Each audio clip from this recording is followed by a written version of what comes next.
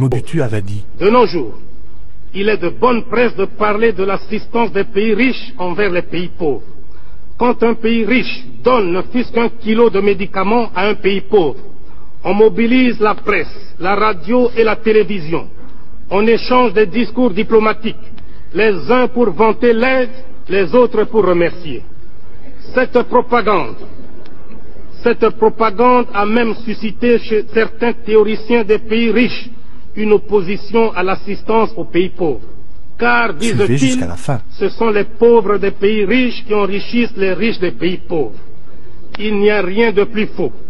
Car, si on examine bien, on constate que paradoxalement, l'assistance profite avant tout aux pays donateurs. En effet, quelles sont les formes d'assistance? On peut en distinguer notamment trois.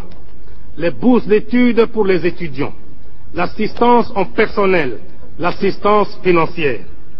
Quand on accorde une bourse d'études à un jeune étudiant d'un pays pauvre, cette bourse est dépensée totalement par l'étudiant dans le pays riche. Il arrive même que la bourse ne suffise pas et que le pays pauvre consente à donner un supplément, c'est-à-dire, en fait, un transfert de capitaux du pays pauvre vers le pays riche. Il en est de même de ceux qu'on appelle les coopérants techniques, dont les salaires sont dépensés dans les pays d'où ils sont ressortissants. Au Zaïre, par exemple, nous les logeons, nous les véhiculons, nous leur payons pour leurs vacances annuelles le ticket aller et retour.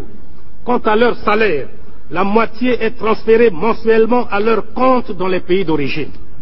D'ailleurs, une partie non négligeable de nos paiements extérieurs est constituée de transferts des salaires des travailleurs expatriés.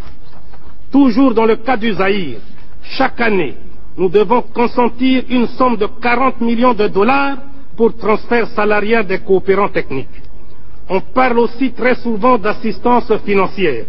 Mais, si on y regarde de très près, on constate que les crédits des pays donateurs sont d'une part grevés de conditions de fourniture d'équipements et d'autre part assortis de taux d'intérêt exorbitants et de délais de remboursement très courts.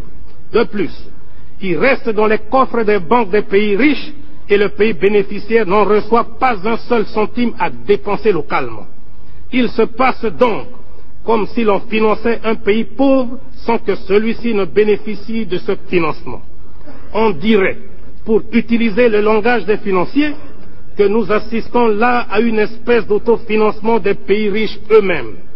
Bien plus, mon pays transfère annuellement vers l'ancienne métropole, pour paiement de services et de dividendes des sociétés privées installées chez nous, une somme allant de 300 à 350 millions de dollars.